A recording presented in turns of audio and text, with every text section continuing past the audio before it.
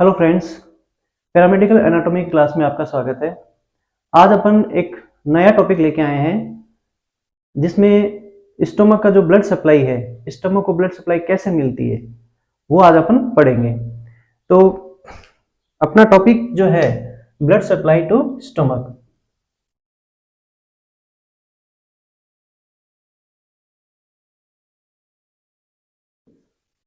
देखिए, स्टोमक की जो ब्लड सप्लाई है उसको पढ़ने से पहले हमें स्टोमक के एनाटॉमी के बारे में हमने पढ़ा था। स्टोमक की एनाटॉमी यानी स्टोमक के कौन कौन से पार्ट है। जैसे देखिए, ये आपका स्टोमक है, इस डायग्राम में देखिए बहुत सारी वेसल्स भी दिख रही है, लेकिन आप केवल एक स्टोमक के ऊपर अपनी नजर गड़ाइए। देखिए, ये आपका इसोफेगस, ये एंड पार्ट हो गया, और इसोफेगस का ये जो पार्ट है ये आपका कार्डियक पार्ट हो गया, कार्डियक पार्ट हो गया। ठीक है, यहां से स्टोमक की जो स्ट्रक्चर है वो स्टार्ट होती है। उसके बाद में ये जो ऊपर का पार्ट है, जैसे मैं इसको यहां से देखो लाइनिंग की हुई है डॉट डॉट, इससे जस्ट ऊपर का वो हो गया आपका फंडस पार्ट। उसके बाद में ये पूरा जो आपका बॉडी हो गया, और इस बॉडी में यानी स्टोमक की जो वॉल है दो तरह की वॉल से घिरी हुई है। जैसे एक तो आपका ग्रेटर कर्वेचर हो गया, और ये आपका लेजर कर्वेचर हो गया, ये आपका पाइलोरस पार्ट हो गया। तो ये जितने भी पार्ट है स्टोमक के, इन स्टोमक के जितने भी पार्ट है उन हर पार्ट को जो ब्लड सप्लाई मिलती है वो कौन सी ब्रांच से मिलती है, कहां से वो ब्लड सप्लाई आ रही है, तो वो अपन सबसे पहले अपन पढ़ेंगे आर्टरियल सप्लाई। आर्टरियल सप्लाई, तो देखिए आर्टरियल सप्लाई का मतलब जैसे अपन पहले भी पढ़ा था, आपके जीआईटी ट्रैक्ट में जितने भी ऑर्गन्स थे उनकी इंडिविजुअल जो सप्लाई अपन ने पढ़ी थी। आर्टरियल सप्लाई का मतलब होता है कि हर ऑर्गन को ऑक्सीजनेटेड ब्लड सप्लाई करना, वो आर्टरी के द्वारा किया जाता है। तो ऐसे ही स्टोमक यानी स्टोमक के अलग अलग जो पार्ट है उनको जो ऑक्सीजनेटेड ब्लड सप्लाई जो हो रही है वो आर्टरी की बहुत छोटी छोटी ब्रांचेस के द्वारा सप्लाई हो रही है। तो अब अपन ये कर सकते हैं, स्टोमक यानी पूरी जो एब्डोमिनल कैविटी, ये हमारा एब्डोमिनल पार्ट है, ठीक है, यहां से एब्डोमिनल पार्ट शुरू हो जाता है, ये डायफ्राम के जस्ट नीचे। तो पूरी एब्डोमिनल कैविटी में जो ब्लड सप्लाई हो रही है जितने भी ऑर्गन्स की, उनमें स्टोमक एक ऐसा ऑर्गन है जिसको बहुत अधिक मात्रा में ब्लड सप्लाई हो रही है। क्यों? क्योंकि सारे पार्ट कवर हो रहे हैं और हर पार्ट को एक इंडिविजुअल आर्टरी की ब्रांच के द्वारा ब्लड सप्लाई किया जा रहा है। तो स्टोमक को बहुत ही अच्छी तरह से ब्लड सप्लाई मिलती है, रिच ब्लड सप्लाई जिसको अपन कहते हैं वो मिलती है।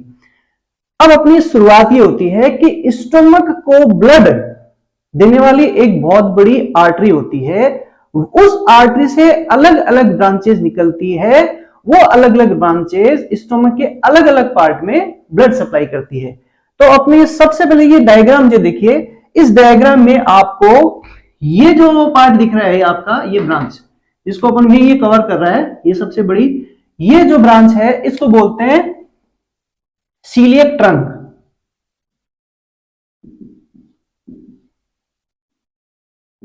ये है आपका सीलियक ट्रंक। बस एक हर स्टेप बाय स्टेप अपने को समझना है, बहुत इंपॉर्टेंट पार्ट है और बहुत सारे क्वेश्चन भी इसमें से आते हैं। सीलियक ट्रंक, ये आपका जो सबसे ऊपर दिख रहा है, ये बड़ा जो सबसे वेसल्स दिख रही है सीलियक ट्रंक है। अब अपने को सीलियक ट्रंक समझना है। सीलियक ट्रंक जो है वो हमारी एब्डोमिनल एओर्टा है।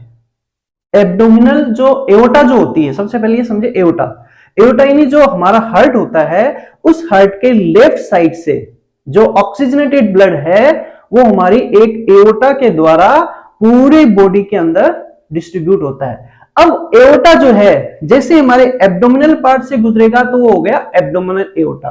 तो सीलियक ट्रंक जो है वो एब्डोमिनल एओर्टा का ही एक पार्ट है, ठीक है। सीलियक ट्रंक क्या है? Arise from abdominal aorta, abdominal aorta से सीलियक ट्रंक एराइज होता है।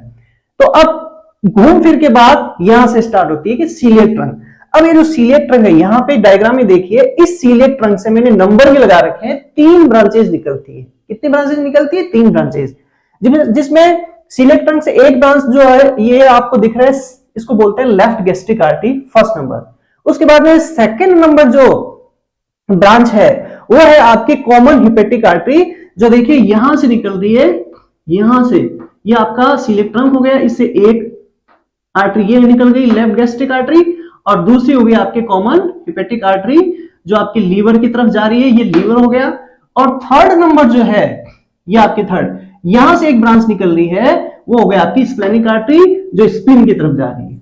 तो हमें तीन चीजें ध्यान रखनी है, सीलिएक ट्रंक जो है वहां से मेन ब्लड आ रहा है आपके एओर्टा से, और उस सीलिएक ट्रंक से तीन आर्टरी डिवाइड होती है, तीन आर्टरी की ब्रांचेस डिवाइड होती है, जिसमें फर्स्ट नंबर आपका लेफ्ट गैस्ट्रिक, यानी मैं इसको थोड़ा क्लासिफाइड कर देता हूं, सीलिएक ट्रंक से तीन ब्रांचेस होगी।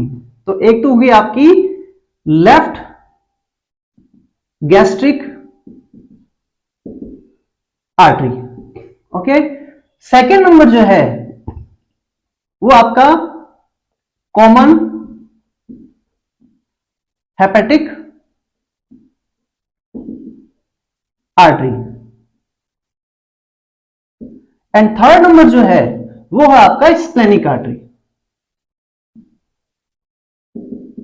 ये तीन चीजें अपने को एकदम याद करनी है। अब यहां तक अपन समझ गए कि तीन सीलिएक ट्रंक से तीन ब्रांचेस निकल गई, left gastric artery, common hepatic artery, splenic artery. अब इन तीनों की ब्रांचेस अपन देखेंगे क्या है। सबसे पहले अपन बात करते हैं लेफ्ट गैस्ट्रिक आर्टरी। देखो लेफ्ट गैस्ट्रिक आर्टरी जो यहां से यानी सीलिएक ट्रंक से एराइज होकर डायरेक्टली, ये देखो ऊपर आपके यहां से इसका घुमाव यानी इसोफेगस के एंड पार्ट से ये कर्व होती हुई लेजर कर्वेचर को कवर करिए। जो लेजर कर्वेचर है यानी ये जो वॉल है इसके अपर पोर्शन को, सुपीरियर जो पोर्शन है उसको कवर कर रही है, यानी लेजर कर्वेचर के सुपीरियर पोर्शन को जो ब्लड सप्लाई कर रही है वो आपके लेफ्ट गैस्ट्रिक आर्टरी कर रही है। अब यहां पे थोड़ी सी ध्यान देने वाली बात यह है, इस जैसे ये लेजर कर्वेचर की तरफ आएगी उससे पहले दो ब्रांचेस स्प्लिट्स होती है, यहां से दो ब्रांचेस निकलती है, उसको बोलते हैं इसोफेगल ब्रांचेस। यानी जो इसोफेगस का जो एंड पोर्शन है, सबसे लास्ट वाला पोर्शन, उसको ब्लड सप्लाई कर रही है, या अपन बोल सकते हैं कार्डिक जो पोर्शन है ये शॉर्ट गैस्ट्रिक ब्रांचेस होगी, कार्डिक पोर्शन को ब्लड सप्लाई कर रही है, ओके। उसके बाद में अपन बात करते हैं सेकेंड नंबर, ये तो हो गया आपका first number left gastric artery का। अब आगे देखिए सेकेंड नंबर, ये जो आपके सीलिएक ट्रंक से ये जो ब्रांच निकल रही है, एराइज हो रही है, उसको बोलते हैं कॉमन। देखो यहां पूरी ये जो ब्रांच निकल रही है ये है आपकी common hepatic artery, okay. Common hepatic artery, इस कॉमन हिपेटिक आर्टरी से दो ब्रांचेस निकल रही है, जिसमें देखिए एक ब्रांच तो आपकी सबसे नीचे की तरफ आ रही है, इसको बोलते हैं gastric duodenal artery, gastric duodenal artery. दूसरी ब्रांच जो आ रही है वो आपकी हेपेटिक आर्टरी जो प्रॉपर है, प्रॉपर हेपेटिक आर्टरी जो होगी जो आपके लीवर की तरफ जाएगी सीधे, तो इसको बोलते हैं proper hepatic artery, hepatic artery proper, okay. तो कॉमन हेपेटिक आर्टरी जो है इससे दो ब्रांचेस निकल रही है, एक तो आपके नीचे की तरफ आपका हो गया गैस्ट्रोड्यूडेनल आर्टरी और हेपेटिक आर्टरी प्रॉपर। अब अपने को देखना है कि जो गैस्ट्रोड्यूडेनल आर्टरी जो है ये हमारे ड्यूडेनम पोर्शन जो होता है स्मॉल इंटेस्टाइन का सबसे पहला जो पार्ट है, प्राथमिक जो पार्ट है, उसके पीछे की तरफ पोस्टीरियर पोर्शन में ड्यूडेनम को ब्लड सप्लाई कवर करती है। इसके अलावा यहां पे मैं इसको थोड़ा सा डॉट कर देता हूं, यानी पोस्टीरियर पोर्शन में पीछे ये ब्लड सप्लाई है, गैस्ट्रोड्यूडेनल, ड्यूडेनम का पार्ट। अब इसके अलावा जो हमारा स्टोमक का पाइलोरस जो पार्ट है, उस पाइलोरस पार्ट को ये ब्लड सप्लाई कर रही है गैस्ट्रोड्यूडेनल आर्टरी, ये हमें ध्यान में रखना है। उसके बाद में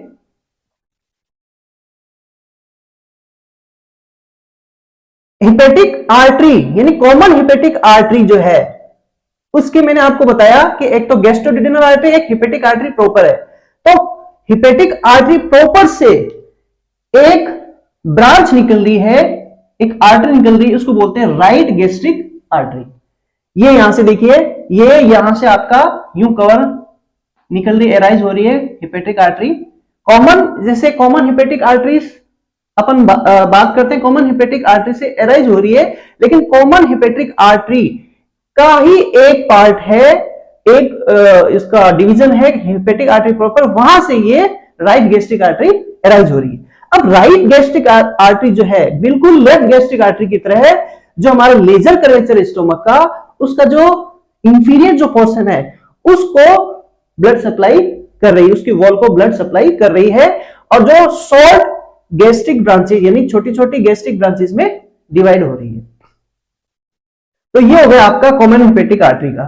अब देखिए यहां पे मैंने बताया था थर्ड नंबर यानी गैस्ट्रोड्यूडेनल आर्टरी, इसका देखिए गैस्ट्रोड्यूडेनल आर्टरी आगे जाके दो पार्ट में डिवाइड हो रही है, ये देखो नीचे की तरफ आ रही है और ये दो पार्ट में डिवाइड हो रही है। तो गैस्ट्रोड्यूडेनल आर्टरी की एक ब्रांच तो आपके जो ग्रेटर कर्वेचर का जो नीचे का पोर्शन है यानी इंफीरियर जो पोर्शन है उसको ब्लड सप्लाई कर रही है।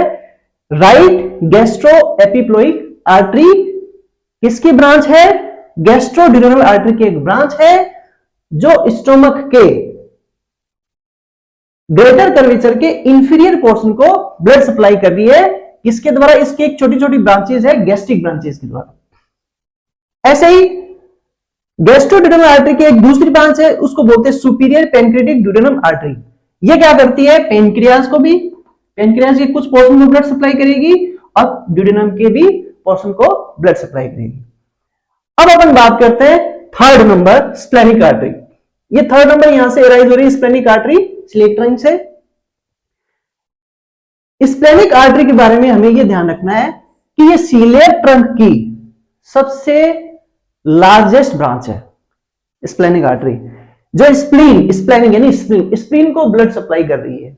ओके, स्प्लीन को ब्लड सप्लाई कर रही है, लेकिन इसकी कुछ ब्रांचेज ऐसी है, स्प्लीन को ब्लड सप्लाई तो कर ही रही है लेकिन इसकी ये छोटी छोटी ब्रांचेज में और डिवाइड हो रहे हैं। वो ब्रांचेज जो है वो हमारे स्टोमक के कुछ पोर्शन है उसको ब्लड सप्लाई कर रही है। यहां से देखिए स्प्लेनिक आर्टरी जो है ये आपका स्प्लीन का पोर्शन हो गया, इस स्प्लीन को ब्लड सप्लाई कर रही है, लेकिन यहां से इसकी देखो कुछ एक ब्रांचेज है शॉर्ट गैस्ट्रिक ब्रांचेज, जिसको अपन बोलते हैं शॉर्ट गैस्ट्रिक ब्रांचेज।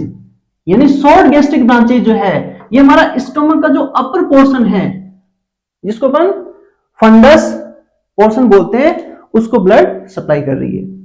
उसके बाद में इस स्प्लेनिक आर्टरी से कुछ नीचे की तरफ ब्रांच डिवाइड हो रही है।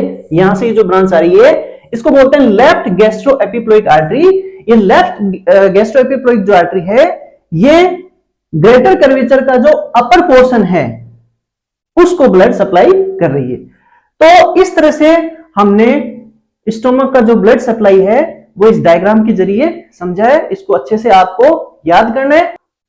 आर्टरियल सप्लाई स्टोमक के बारे में हमने पढ़ लिया, जिसमें हमने पढ़ा कि स्टोमक के कौन कौन से पार्ट में कौन सी वेसल्स कौन सी आर्टरी ऑक्सीजनेटेड ब्लड लेकर के जाती है।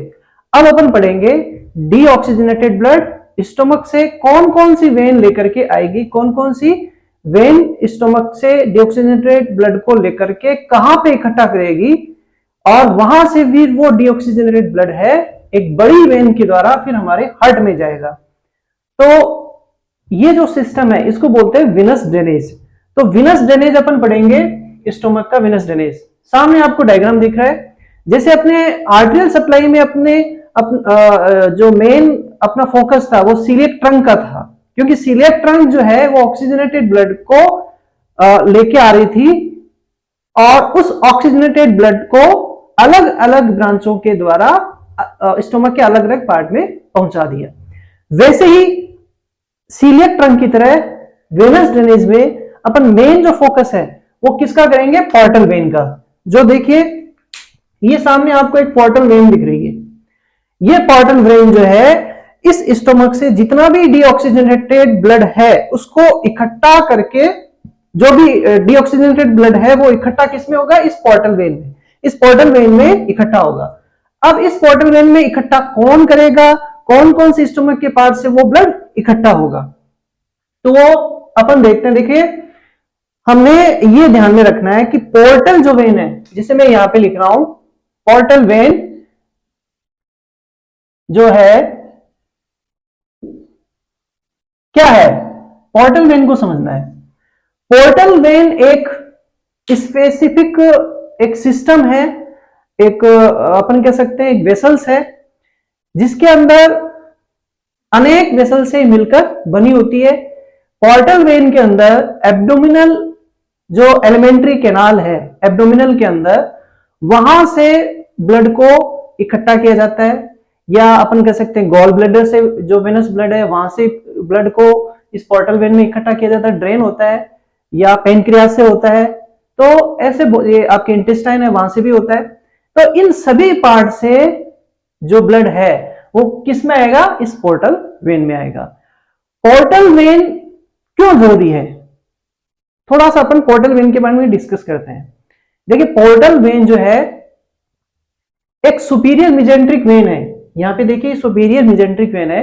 ये सुपीरियर मिजेंट्रिक वेन क्या करती है, हमारी जो इंटेस्टाइन है वहां से जो वेनस ब्लड है उसको लेकर के आएगी। एक तो इंटेस्टाइन, और जैसे आपके स्टोमक से हो गया, आपके पेनक्रियास से हो गया, गॉल ब्लैडर से हो गया, स्प्लीन से हो गया, जो भी है वहां से डीऑक्सीजनेटेड ब्लड जो है वो वेनस पोर्टल वेन में आएगा। अब ये पोर्टल वेन क्या करेगी, इस सारे ब्लड को कहां ले जाएगी, जो सुपीरियर मिजेंट्रिक वेन है उस सुपीरियर मिजेंट्रिक वेन से भी उस ब्लड को हमारे लीवर में ले जाएगी। सुपीरियर मिजेंट्रिक वेन का जो ब्लड सर्कुलेशन है वो पोर्टल वेन में खाली होगा, और सुपीरियर मिजेंट्रिक वेन है उस ब्लड को कहां से लेके आ रही है, इंटेस्टाइन से लेके आ रही है। अब थोड़ा सा समझना आप, तो वो कहां गया, लीवर में। जनरली क्या होता है कि बॉडी के अंदर जितने भी ऑर्गन होते हैं उनमें से ऑक्सीजनेटेड ब्लड सप्लाई करने के लिए आर्टरी उस ऑर्गन में प्रवेश करती है, और डीऑक्सीजनेटेड ब्लड को उस ऑर्गन से बाहर निकालने के लिए एग्जिट होती है, उससे बाहर निकलती है। लेकिन लीवर में ऐसा नहीं होता। लीवर में पोर्टल वेन एंटर होती है, और जो आर्टरी है वो भी एंटर होती है, जैसे हेपेटिक आर्टरी होगी जो लीवर को ब्लड सप्लाई करती है। तो अब ऐसा सिस्टम लीवर में क्यों हो रहा है, देखो लीवर एक बहुत बड़ा ऑर्गन है, बहुत सारी इसकी मेटाबॉलिक एक्टिविटी होती है। तो हमारे इंटेस्टाइन के अंदर जो आपके न्यूट्रिएंट्स थे उस न्यूट्रिएंट्स को एब्जॉर्ब किया गया, हमारी जो कैपिलरीज है, कैपिलरीज के द्वारा उसको एब्जॉर्ब करके सुपीरियर मिजेंट्रिक वेन में डाल दिया।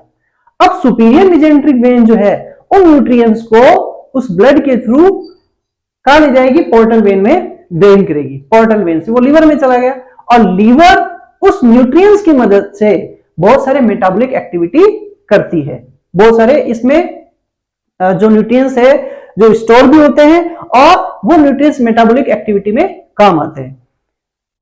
अब लीवर का जो डीऑक्सीजनेटेड ब्लड है वो हेपेटिक वेन के जरिए जो आपके वेना के है उसके अंदर ड्रेन होगा। तो यह है पोर्टल वेन की कहानी। अब स्टोमक के अंदर जितना भी डीऑक्सीजनेटेड ब्लड है वो भी पोर्टल वेन में इकट्ठा हो रहा है, लेकिन डायरेक्टली नहीं हो रहा, बहुत सारी ब्रांचों से इकट्ठा हो रहा है। वो पोर्टल वेन में देखिए, सबसे पहले मैं बात कर रहा हूं कि यहां पे देखिए, जैसे एक तो आ गई आपकी superior mesenteric when, superior mesenteric when, एक तो ये हो गई। दूसरी हो गई आपके स्प्लेनिक वेन। देखिए ये आपका पोर्टल वेन है, इस पोर्टल वेन के अंदर ये ब्रांच तो आ गई मिजेंट्रिक, सुपीरियर मिजेंट्रिक वेन की, और ये इधर से आपका आ रहा है स्प्लेनिक वेन। जैसे अपने स्प्लेनिक आर्टरी के बारे में पढ़ा तो स्प्लेनिक वेन आ रहा है, ये दोनों आपस में मिलकर के क्या बनाएगी, पोर्टल वेन। तो ये स्प्लेनिक वेन हो गया, स्प्लेनिक वेन जो स्प्लीन से, और इसके अलावा कहां कहां से लेके आएगी, अब समझना अपने को।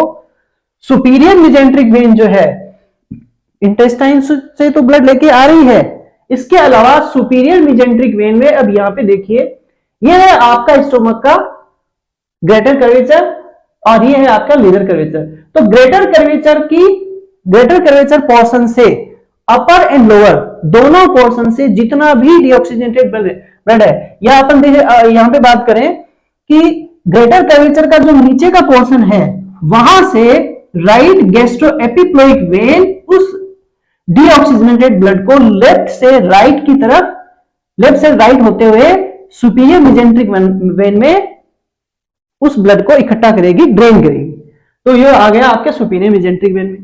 उसके बाद में अपन बात करते हैं स्प्लेनिक वेन। स्प्लेनिक वेन जो है, स्प्लेनिक वेन में यह देखिए स्प्लीन से तो लेके आ रही है डीऑक्सीजनेटेड ब्लड, जैसे स्प्लेनिक आर्टरी थी, और इस स्प्लेनिक वेन में शॉर्ट गैस्ट्रिक वेन जो हमारा स्टोमक का जो ऊपर का पोर्शन है जिसको अपन फंडस पोर्शन बोलते हैं, वहां से डीऑक्सीजनेटेड ब्लड को स्प्लेनिक वेन में ड्रेन किया जाएगा।